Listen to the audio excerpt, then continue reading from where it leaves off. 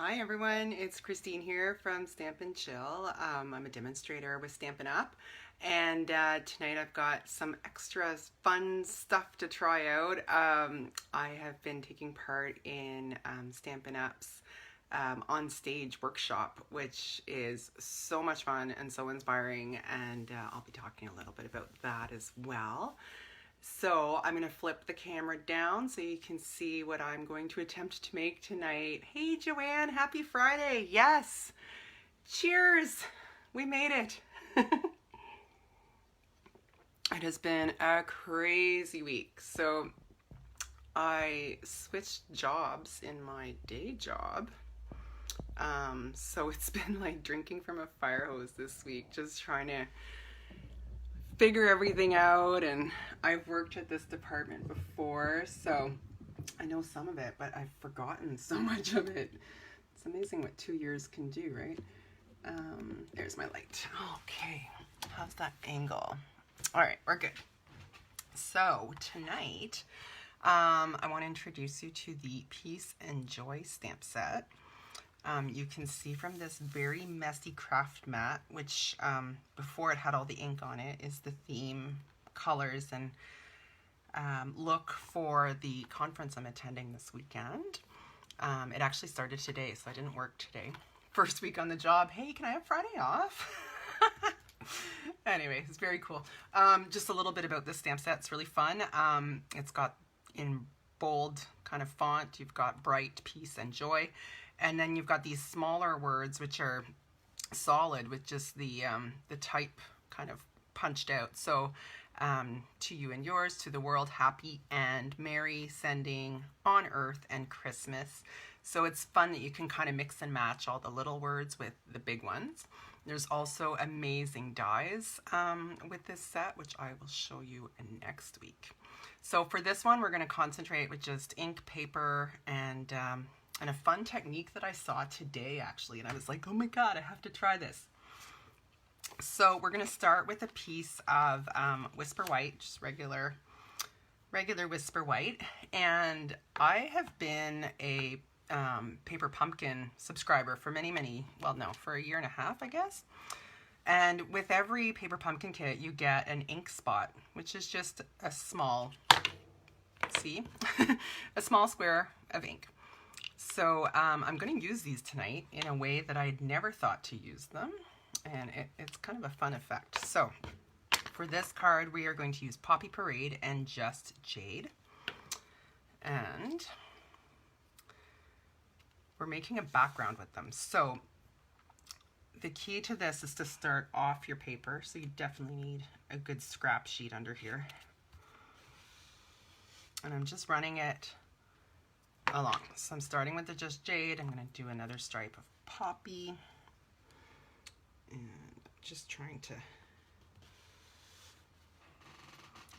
get them not to touch, but it'll still look good even if they do. So this isn't perfect. This is just really swiping along, and it's just creating a fun background.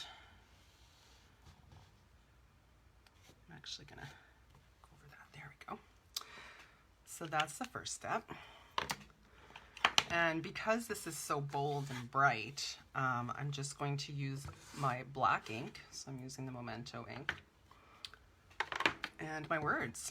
So I'm going to start with Joy, which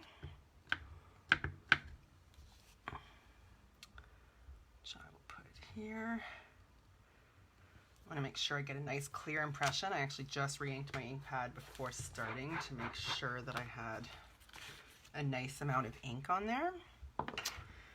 And we're going to use Sending.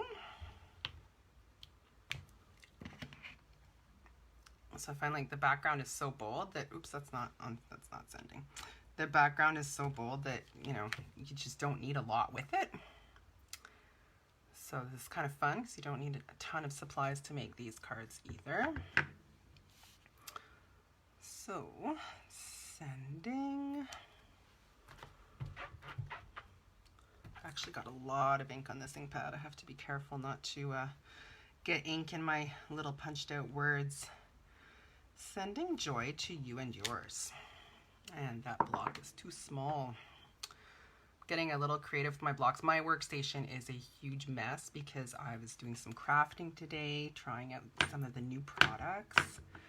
There is the most beautiful dragonfly bundle. Oh my god. Can't wait to show it you guys. I have to wait till January to show it to you, but I will. There's a sneak peek on my page if you haven't seen it. Check it out. It's a gorgeous suite. It's one of those mega suites, so it's actually got 2 stamp set bundles, one of them with a punch and one of them with the other one has dies, and it's got gorgeous designer series paper and what else? Some twine, cute little ladybug embellishments. Oh my god, it's just got everything. So pretty. So we'll put a little holly on there. And of course we need some holly berries, which I believe is what they're called. If I'm wrong on that, please let me know. That's what I've decided. Just making sure I have enough ink on those because I want it to be nice and clear. So that looks good. And I'm just going to add a couple pine leaves to it too. So we'll do that over here. Not pine leaves, but pine bows, maybe. All right, so that's essentially it. I'll clean that properly after. So before we put the card together, I'm going to close my ink. I'm going to add a bit of ribbon to this. This is from the Trimming the Town Christmas suite. The ribbon comes in Poppy Parade, which is the same red I've got here, as well as Old Olive with this beautiful golden trim. And attempt to make a bow. I can move this around after. So I'm twisting up my ribbon. It's just not what I want to do. Here we go.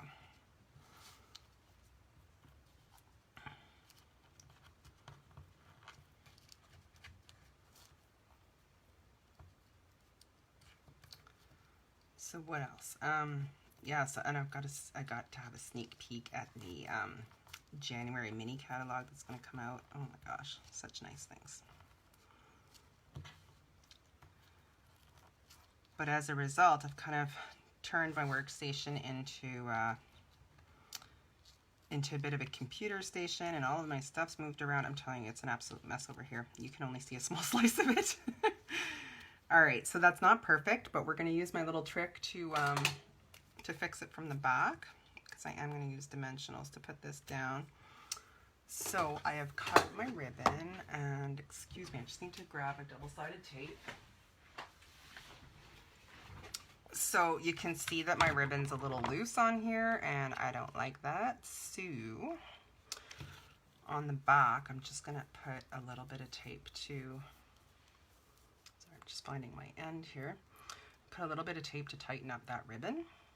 Because I'm going to use, I also need to position this better. I don't want to hide my words. That'll be good. Yeah, because I'm going to use the dimensionals, it won't matter if it's buckled a little bit underneath, which it will be. So,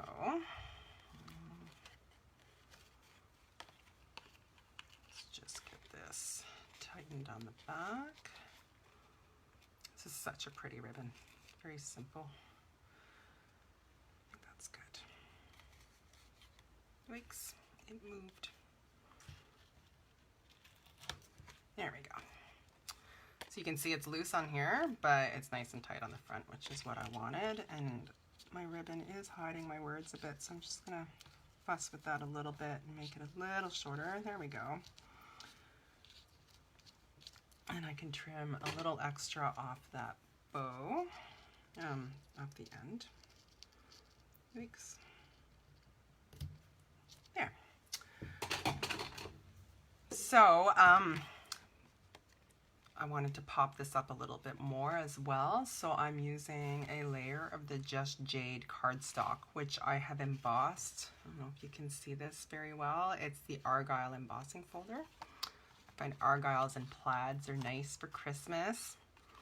So I'm actually going to stick this layer down first on my card, using my liquid glue, which is behind me.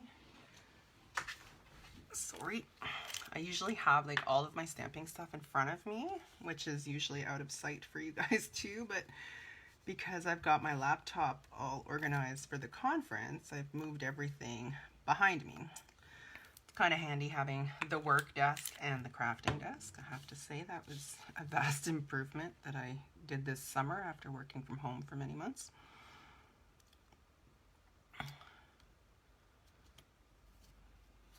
So because of the conference, they're kind of both my crafting desk. I'll have to fix that before Monday morning. All right, so we've got the Argyle layer down. Now we're going to use dimensionals to put this on to have, give it a little boost. So I'm just doing my 4 corners, and then I'm going to put a couple more just to make sure that it doesn't kind of fall flat when it's being posted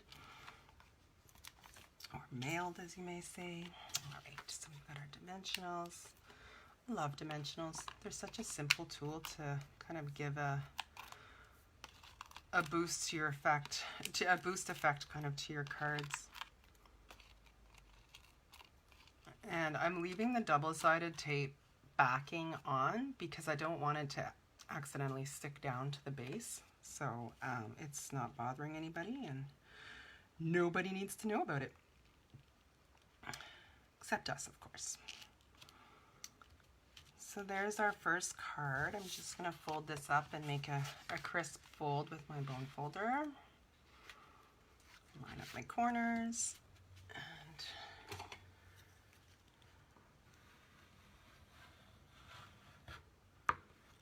there we go. So something a little different with this technique, but I really like the look. So the other one we're going to make is using the same technique, but a little different. So this time we're going to use Coastal Cabana and Melon Mambo. So I noticed I did a test before doing the video, and the Coastal Cabana is very wet. So there we go. And then we'll do a pass with the Melon Mambo.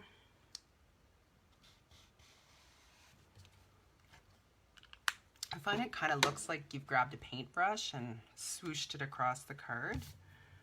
Oh goodness, I've got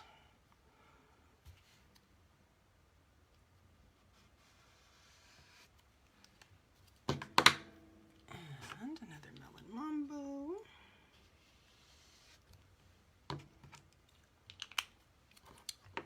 There's quite a bit of white space still at the bottom, so I'm actually going to do a little bit more.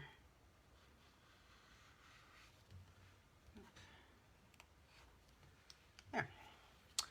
Just to kind of finish it off.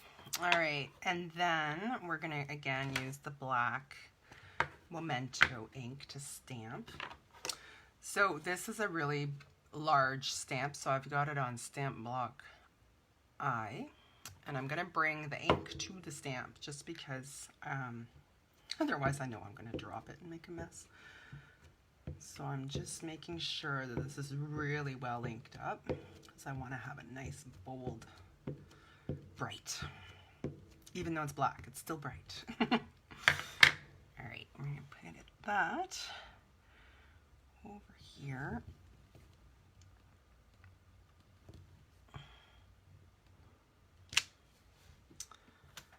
This would also be a good time to use my Stamparatus because then I could go over the image again if I wasn't happy, but that's quite bright. So, and we're gonna add some words to this one too. I'm gonna use happy. And put that up here. And then we're going to use and. I like that you can kind of build this up in any way you want. And you could totally mix these with different stamps. Like use the happy and then the word birthday or anything. And then we're going to use Christmas.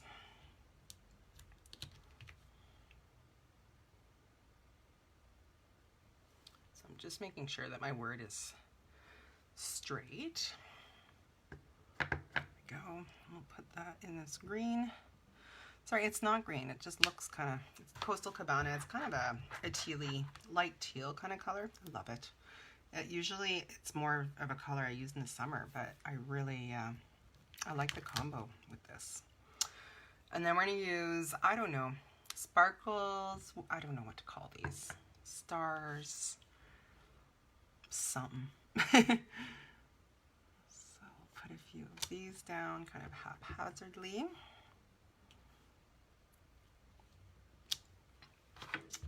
And this one comes in 2 sizes, so I'm going to use the small one up top as well.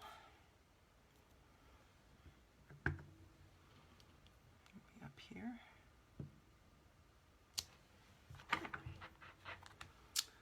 So because this is, you know, happy and bright Christmas, we want to add, I'd say, a little bit of sparkle to this one. Whoop.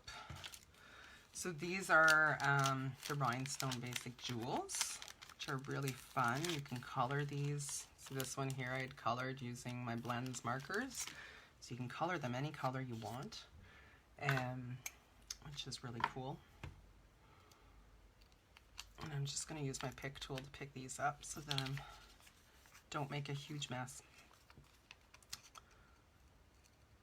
I've got little bits of various sheets kind of mooched together here because when I've done crafting kits for my classes, I often cut these up and include them in the kits, and you end up with little bits left over. Well, I end up with little bits left over. There we go. You can never go wrong with rhinestones, right? It's like bedazzling your card.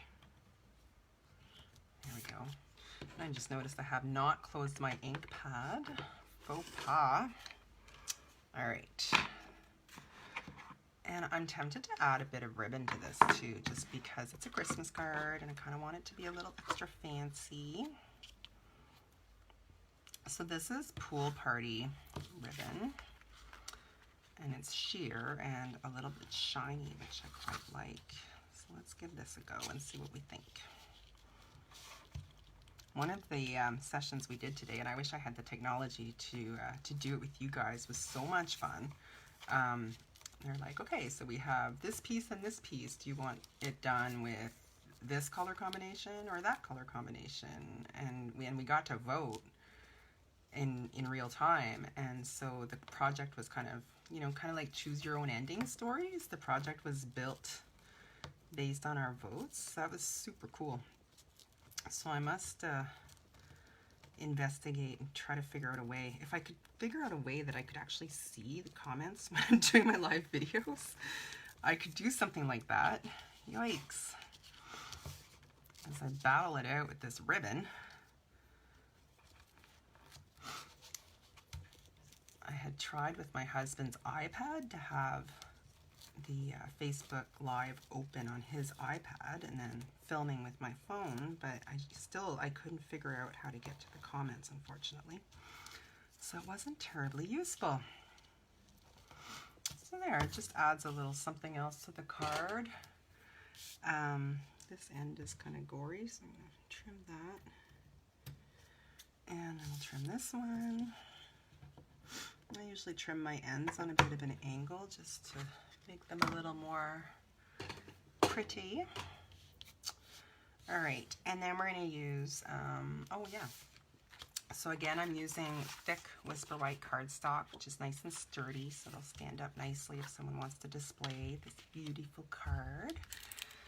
I find people like getting handmade cards and usually like to display them, especially at the holidays.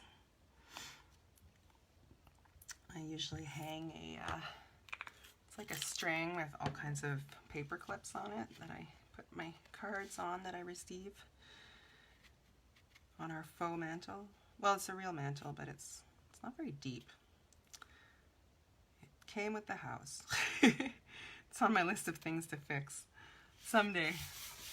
So this is Melon Mambo that I'm putting down on the bottom, and I've trimmed it just a little smaller than my card. And then I'll use dimensionals again on this because we haven't got a lot of layers on this card, so I don't have to worry about it being too thick or anything. It's always something I consider, especially for holiday cards, because you know, most of them go in the mail, and I don't want to have a situation where the recipient gets a charge notice for extra posting or anything on the other end. It's a little, you know, not cool. So I'm just going to take the backs off of these, and let's see what we've got. So what do you guys think of this background thing? It's definitely different. I thought it was a really fun way to use all those little ink spots that we can collect. And actually, if you haven't got a collection of ink spots and a big collection of ink, there is an ink spot collection in the annual catalog. It's 8 ink spots. So it can help you grow your collection without having to buy the full ink pads. It's cheaper than buying a whole bunch of ink pads. And you can also buy the re-inkers for the ink spots and re-ink those. So the ribbon's not being held down by anything at the back, so I can move it around a little bit if I am not happy with the placement. I think that works. I'm actually going to add, you know what? I'm going to add a little more bling. Just because, well, there's a little flaw over here that's bothering me. A little bit, I guess I got some ink on my fingers. So I'm going to stick a gem on that so nobody needs to see it. And we can add another one maybe up here. And where else shall I add one? See if this was one of those things where I could get your feedback. You could tell me bottom right or whatever. Oh, that's not where I want that. Let's see if I can lift it. You know what? I'm going to use my little palette. I haven't pressed it down very hard, so I should be able to. There we go. Not a mark. Put it up here. There. So now I will fold this one over.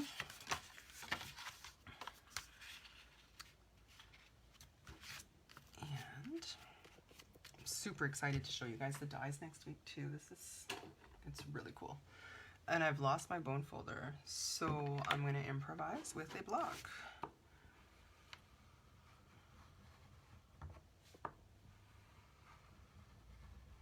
All right, so there we go. Happy and bright Christmas and joy to the world. So let me know what you think. I thought this was a really kind of unique way to use ink spots and a fun way to create backgrounds. So with that, I hope you all get to enjoy the amazing weather this weekend and get outside a bit because it might be our last one. And thank you so much for watching this video. Have a good night. Now to figure out how to stop this. All right. Hey guys. I don't know why my end button has just, it leaves and it's gone. There we go. Thank you. Have a good night.